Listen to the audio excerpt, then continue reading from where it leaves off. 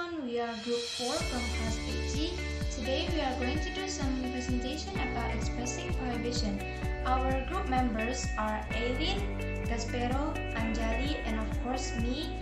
I am the Yushin, so let's just get started. Halo semuanya, kami kelompok 4 dari kelas 8G. Hari ini kami akan mempresentasikan tentang mengekspresikan larangan. Anggota kelompok kami ada Aileen, Anjali, Gaspero, dan yang pastinya saya Yushin. Jadi ayo kita langsung saja mulai. So, the first topic we're going to talk about is the definition of prohibition. What is prohibition? It's the action of forbidding something, especially by law, and it's used to officially refuse to allow something. The synonyms are banning, forbidding, disallowing, and barring, and many more. We can also describe prohibition as a warning for others not to do something. The base word of prohibition is prohibit. Prohibition is a noun, but the base word prohibit is actually a verb. According to the Cambridge Dictionary, prohibit can also be used to prevent a particular activity by making it impossible. And the purpose of studying expressing prohibition: 1. In order to be able to use expressing prohibition properly and precisely. 2. Interacting with the environment and using expressions prohibiting from doing something appropriately. There are 3 types of prohibition. There's verbal prohibition, nominal prohibition, and the prohibition with no and verb ing. The difference is verbal and nominal prohibition always uses don't and do not. Verbal prohibition uses a verb in the sentence. That's where we get the name verbal. Prohibition always uses verb 1. Then the formula will be don't, verb 1, and object. An example of it is don't touch this. Prohibition adalah perintah untuk melarang sesuatu. Kata dasarnya prohibit, tapi prohibition itu dia kata benda, tapi prohibit itu kata kerja. Jadi tujuan pembelajarannya untuk bisa pakai expressing prohibition dengan benar, dan juga untuk interaksi dengan lingkungan, memakai expressing prohibition untuk melarang sesuatu. Prohibition ada 3: verbal, nominal, dan no plus verb ing. Verbal prohibition biasanya pakai kata kerja, verb. Biasanya pakai verb 1. Terus formulanya don't, verb 1, subject. Contohnya, don't touch this. B. Nominal prohibition. Nominal prohibition is a prohibition sentence containing adverb, noun, or adjective. Then the formula will be don't plus be plus adverb, noun, adjective. Example: don't be late, don't be so serious, don't be selfish. B. Nominal prohibition. Nominal prohibition adalah kalimat prohibition yang mengandung adverb, noun, atau adjective. Maka rumusnya adalah don't, be, adverb, noun, adjective.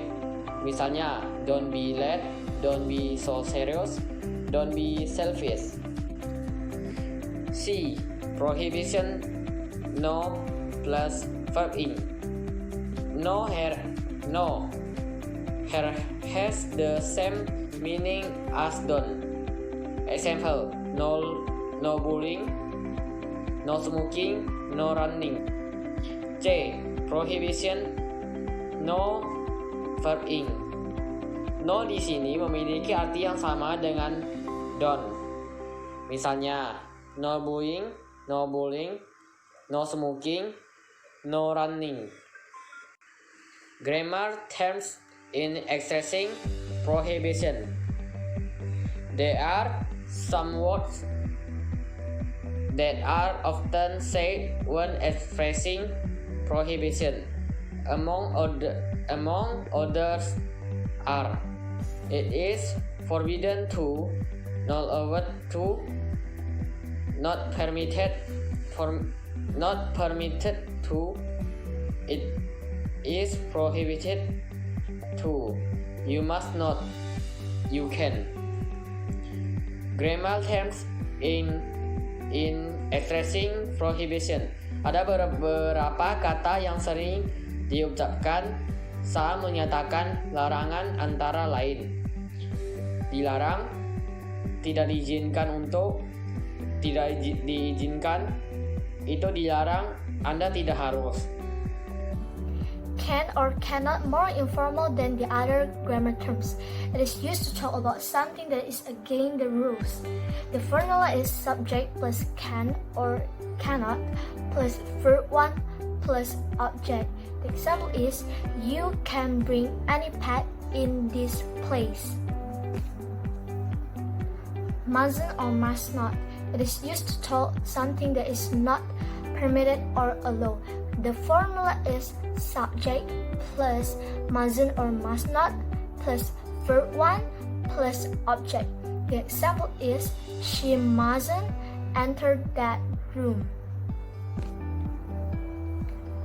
Besides can and mustn't, we also can use not allowed to, not permitted to, it is prohibited to, and the many other grammar. Not allowed to.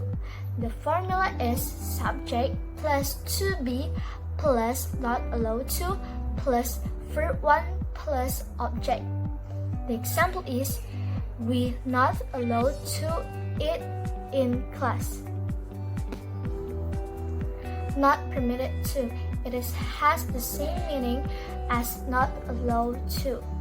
The formula is subject plus to be plus not permitted to plus verb 1 plus object.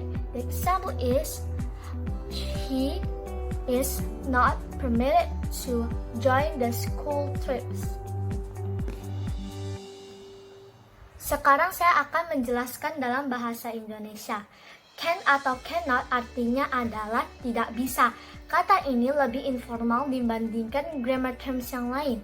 Kata ini digunakan untuk membicarakan sesuatu yang melanggar aturan.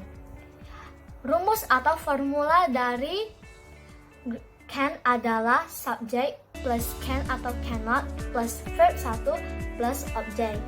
Contohnya adalah, you can bring any pet in this place. Kamu tidak bisa membawa hewan peliharaan di tempat ini.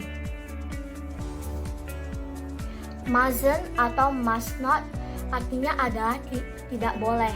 Kata ini digunakan untuk membicarakan sesuatu yang tidak diizinkan. Formula atau rumusnya adalah subject plus mustn't atau must not plus verb 1 plus object. Rumus yang dimiliki oleh mustn't atau must not memiliki rumus yang sama dengan rumus can atau cannot. Contohnya adalah, she mustn't enter that room. Artinya adalah dia tidak boleh memasuki ruangan itu. Selain can dan mustn't, kita juga bisa menggunakan kata not allowed to, not permitted to, it is prohibited to, dan lain-lain. Not allowed to. Formulanya adalah subject plus to be plus not allowed to plus verb 1 plus object. Contohnya adalah, we are not allowed to eat in class. Artinya adalah kita tidak diizinkan untuk makan di kelas. Arti dari not allowed to adalah tidak diizinkan. Yang terakhir, not permitted to ini memiliki arti yang sama dengan not allowed to. Rumusnya adalah subject plus to be plus not permitted to plus verb 1 plus object. Contohnya adalah he is not permitted to join the school trip. Dia tidak diizinkan untuk mengikuti study tour. And the last one is it is forbidden to or it is prohibited to. The subject and to be in these two grammars are always it is. So the formula will be it is plus forbidden to or prohibited to plus verb 1 plus object. For example, it is forbidden to smoke in the airplane. It is prohibited to make any noises in the hospital. If we want to change the subject, then we must use forbidden from instead of forbidden to. The same thing goes to prohibited to. So the formula will be subject plus to be plus prohibited from or forbidden from plus verb ing plus object. For example, we are forbidden from cutting in line. I am prohibited from hanging out with my friends. Dan yang terakhir adalah it is forbidden to atau it is prohibited to, yang artinya dilarang titik. Subjek dan to be di dalam dua tata bahasa ini akan selalu sama, yaitu it is. Jadi formulanya atau rumusnya adalah it is plus forbidden to atau prohibited to plus verb 1 atau kata kerja plus object. Contohnya, dilarang merokok di pesawat, dilarang membuat keributan di rumah sakit. Jika kita ingin mengganti subjeknya, maka kita harus menggunakan forbidden from daripada forbidden to. Hal yang sama juga berlaku untuk prohibited to. Jadi formulanya atau rumusnya adalah subject atau subjek plus to be plus forbidden from atau prohibited from plus verb ing atau kata kerja plus ing plus object. Contohnya, kita dilarang untuk memotong antrian.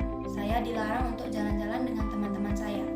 Cultural awareness. There are many differences between Indonesian and Western cultures in declaring prohibitions. Example 1. In Indonesia, we place more importance on the culture of respecting parents. If parents say no, then children must obey. If they do not comply, then the child will be considered rude. Western culture is more open. Children may refuse parents' requests if there is a good reason. Perbedaan budaya. Ada banyak perbedaan budaya antara budaya Barat dengan budaya Indonesia dalam mendeklarasikan atau mengekspresikan larangan. Contoh 1. Di Indonesia kita lebih mementingkan atau lebih mengutamakan budaya menghormati orang tua. Jika orang tua bilang tidak, maka anak-anak harus menurut. Jika anak-anak tidak menurut, maka anak tersebut akan dianggap kasar atau keras kepala atau tidak sopan. Di Barat budayanya lebih terbuka karena anak-anak dapat menolak permintaan atau perintah dari orang tua jika ada alasan yang bagus. Example 2. In the West, their communication is direct or to the point. They will say no, honestly and to the point. Meanwhile, in Indonesia, relationships with family and friends are highly valued. So when saying no, we have to think of more subtle ways of expressing it. Contoh kedua, di Barat, percakapan atau komunikasi mereka langsung atau to the point, yang artinya langsung ke intinya saja. Jadi mereka akan berkata tidak secara jujur dan tanpa basa-basi. Sedangkan di Indonesia, hubungan dengan keluarga dan teman-teman sangatlah dihargai, sehingga ketika mau mengatakan tidak, kita harus memikirkan cara yang lebih halus untuk mengekspresikannya. Example 3. In the West, people prefer expressive personalities and someone who expresses their opinions. So expressing the word no is more acceptable. In Indonesia, there tends to be respect for the hierarchy of power, such as younger or junior people must listen to older or senior. So juniors or young people are expected to follow the words or requests of seniors without argument. Contoh ketiga, di barat orang-orang lebih menyukai kepribadian yang ekspresif dan orang yang mau mengungkapkan pendapat mereka. Jadi, mengekspresikan kata tidak lebih mudah atau dapat diterima. Sedangkan di Indonesia, ada kecenderungan hierarki kekuasaan atau susunan kekuasaan seperti orang-orang yang lebih muda harus menurut kepada orang-orang yang lebih tua. Jadi, orang-orang yang lebih muda diharapkan untuk dapat mengikuti perkataan, permintaan atau perintah dari orang-orang yang lebih tua tanpa argumen atau perdebatan, atau bisa disebut juga tanpa alasan untuk menolak. So that's all for our presentation. We hope this video is useful for you. Thank you for watching. Jadi segitu saja presentasi dari kami. Kami berharap video ini bermanfaat. Terima kasih sudah menonton.